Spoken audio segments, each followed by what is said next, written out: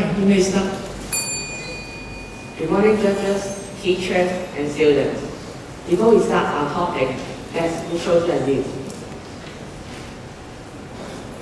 It shows that superbug is worsening in our public. So if you want to do something against bacteria, I think most of you will choose Western medicine. But why don't we choose Chinese medicine? So we are seeking for antibacterial activity of Chinese medicinal herbs against common bacteria. Let me introduce our team. I'm Jason and Lida. This is Winky, Samson, Judy, Gloria, Ming, and Sammy. So, in this project, our aim is to investigate antibacterial activities of Chinese medicinal herbs and to compare common antibacterial with the herbs. To achieve this, we had to obtain more information about bacteria and make comparison between antibacterial and herbs. We also had to collect professional opinion on Chinese medicinal herbs and finally to make alternatives on developing Chinese medicinal herbs for antibacterial use. So let's move on to the literature review.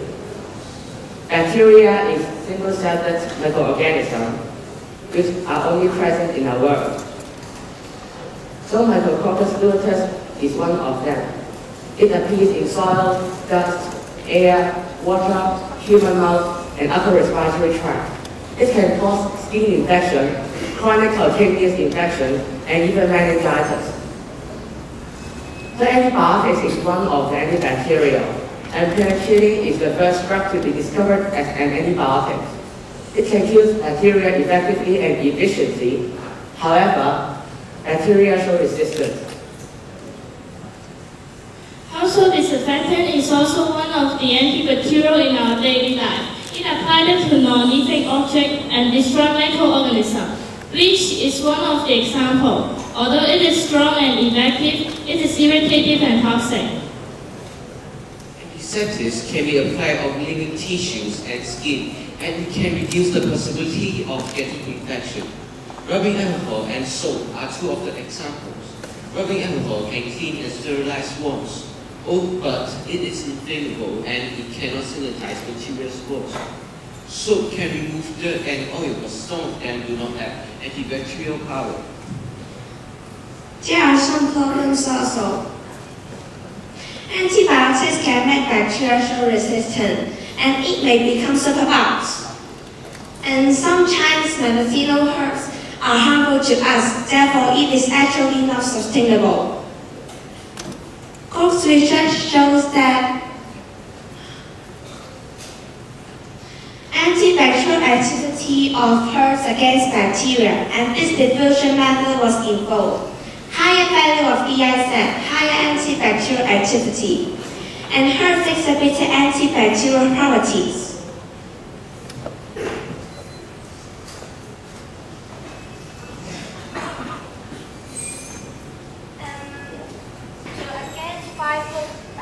Five-foot-borne bacteria, Bonetta-Grantham has the highest antibacterial power.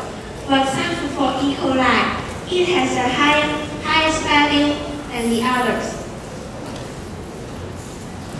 So let me introduce the Chinese medicinal herbs. In this table, there are three pictures. The first picture is the peel of Pellicogram to L Shiliupi, and it's great astringent and can against dysentery. And the second picture is the root of Sagosoba officinalis L, Liyu, and it's used to against bleeding. And the last picture is the fruit which names Alpine country L, Binglao, and it's used to remove tapeworms and parasites. Because of the harmfulness of household chemicals and the growing number of antibiotic-resistant bacteria, it is not a sustainable and long-term way to kill bacteria. We will suggest some measures for a better hygienic environment for our next generation. It contains a high feasibility to use Chinese medicinal herbs to substitute the Western medicine. Here's come to our methodology.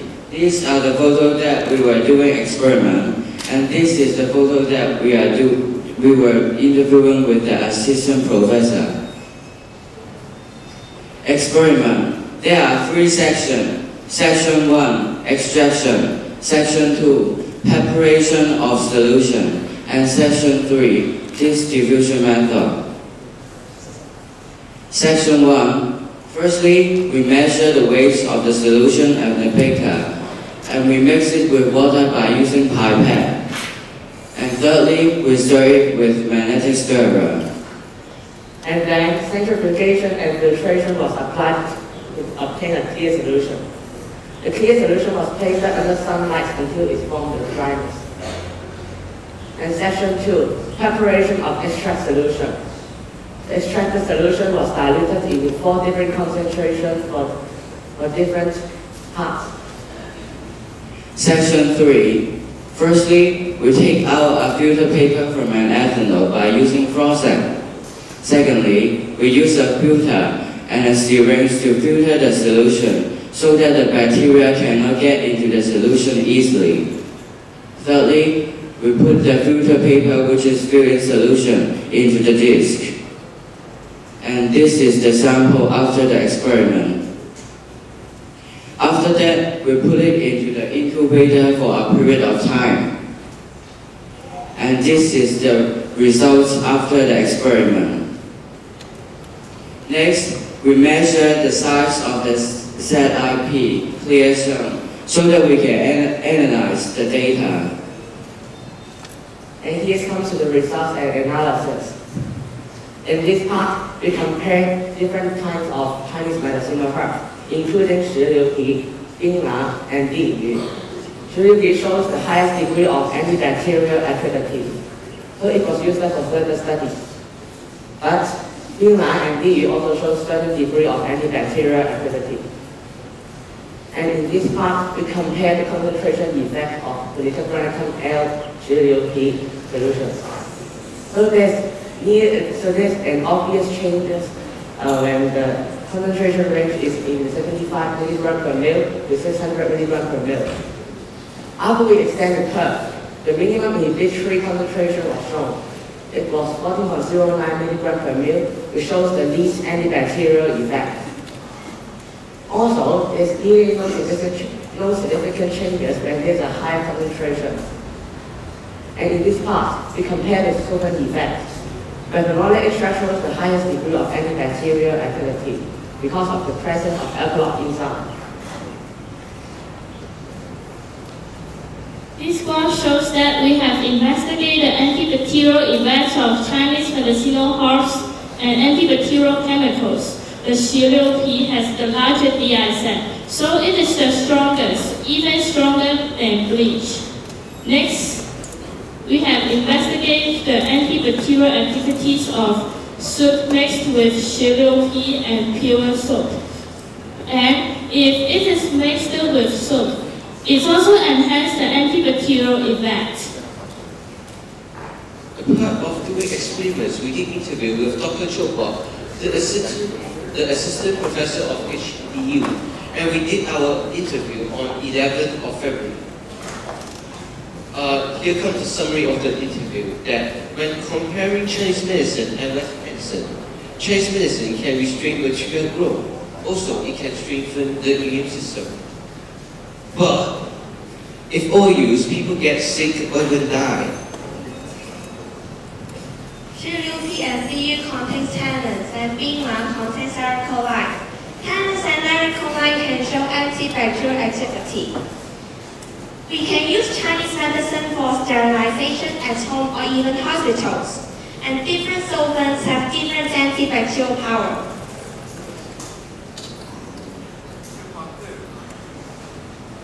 To conclude, household desinfectants are irritating and toxic. And when the antibiotic loses its effect, the bacteria will show resistance and may even become superbug. The antibacterial activities of 石榴皮 is greater than that of bleach. When soap is mixed with 石榴皮, the antibacterial activity is enhanced. But we can also use the Chinese medicinal herbs to substitute the harmful household disinfectants for sterilization. It comes to the suggestion part with two aspects, manufacturing aspect and government aspect. Manufacturing aspect, we suggested that Chinese medicine can be a substitute for harmful bleach, and it can be an additive to soap. It can enhance the antibacterial activity, also to reduce the amount of household disinfectants chemicals.